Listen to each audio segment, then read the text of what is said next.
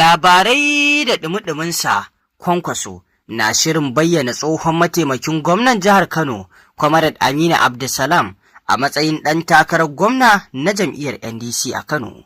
Sai dai kuma daga ɓangaren Gawuna ana raɗe-raɗin ya ƙi karɓar tayin da Kwankwaso ya yi masa. Shin wani tayi ya yi masa? Masu saurari, ku biyo mu domin jin waɗannan rahotannin labarai da muke tafa da su, yayin da wannan dai za a iya kiransa da somu-somun dambarwa, amma kuma ta iya kasancewa babu wata dambarwa a ciki. Ga cikakken rahoton.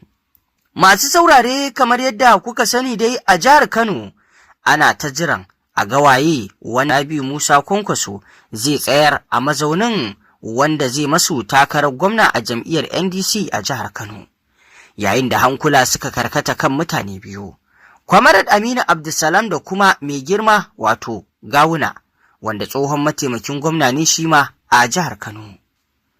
Kwankwaso na shirin bayyana Aminu Abdulsalam a matsayin ɗan takarar gwamnan NDC a jihar Kano, kamar yadda rahotanni ke yawo.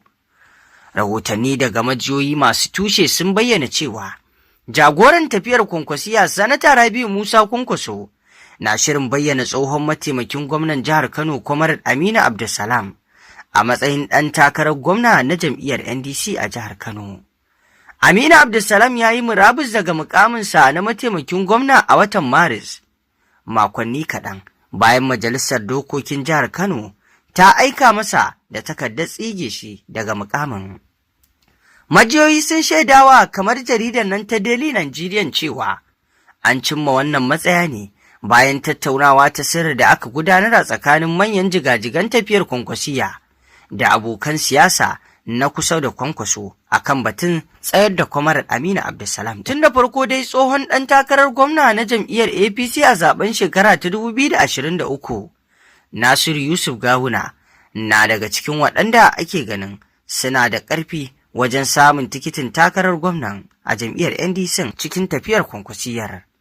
Sai dai rahotanni sun ce daga ƙarshe Kwankwaso ya amince da tsohon mataimakin gwamnan jihar Kano ɗin Comrade Aminu Abdulsalam a matsayin wanda zai tsaya takarar gwamnan. Rahotanni sun ƙara da cewa Kwankwaso ya baiwa Gawuna tayin kujerar mataimakin gwamnan ko kuma tikitin takara na sanatan Kano ta tsakiya. Amma ana zargin Gawuna ya ƙi amincewa da tayin da aka yi masa, tare da bayyana cewa zai ci gaba da aiki domin nasarar jam'iyyar, amma ba zai karɓi wannan tayi ba.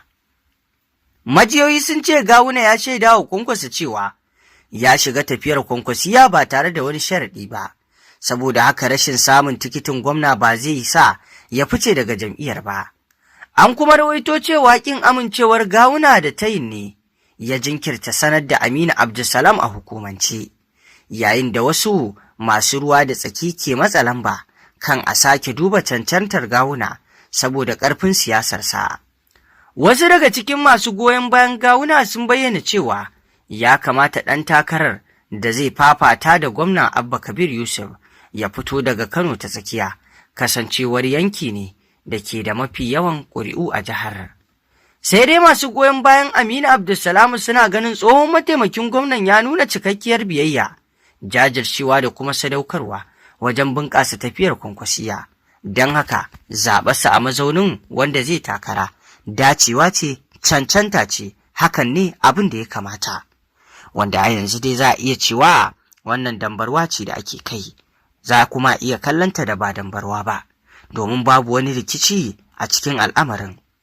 Sai dai ana kallon bawa Comrade Aminu Abdulsalam wannan takara da Kwankwason ya yanke yi shine babban abin da ya dace, domin kuwa Kwankwason tun lokacin da ya tsayar da wato Abba a mazaunin wanda zai takara tun a wancan lokaci, wasu na ganin Comrade Aminu Abdulsalam ya kamata a tsayar, amma kuma ba tare da jin komai ba ya yi biyayya ya kuma ba Abban a mazaunin mataimaki.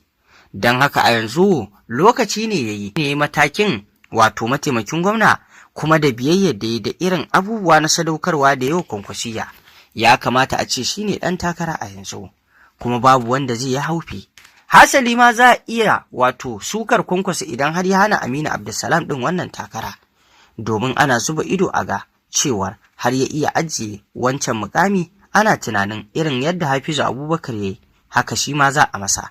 To amma yanzu magana mai ƙarfi dai shi ake batun ba wannan takara.